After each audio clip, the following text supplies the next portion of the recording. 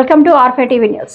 TTD chairman BR Naidu కలిసిన Srisailam chairman Ramesh Naidu, సభ్యులు TTD chairman DR నాయుడుని నేడు వారి కార్యాలయంలో శ్రీశైలం దేవస్థానం ధర్మకర్త మండలి అధ్యక్షులు పోతుగుంట రమేష్ నాయుడు, బోర్డు సభ్యులు నేడు మర్యాదపూర్వకంగా కలిసి స్వామివారి వస్త్రము ప్రసాదం అందజేసి అనంతరం వారికి దోర్నాల ఒక చౌల్ట్రీని వసతి గది సమూహము నిర్మించాలని, అలాగే శ్రీశైలంలో 1963లో నిర్మించిన టీటీడీ చౌల్ట్రీ పాత పడిపోయింది.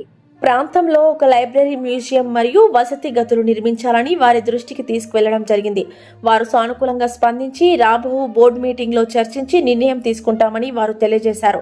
ఈ కార్యక్రమంలో బోర్డు సభ్యులు వి వెంకటేశ్వరరావు, ఆళ్ల అనిల్ కుమార్, మేడ మురళీధర్, ఏవి రమణ, పిచ్చయ్య, క్రాంతి వర్ధిని, కట్టా సుధాకర్ రెడ్డి, ఆకుల వెంకటేశ్వర్లు, చిల్లల శ్రీదేవి, భర్త శ్రీరాములు తదితరులు పాల్గొన్నారు.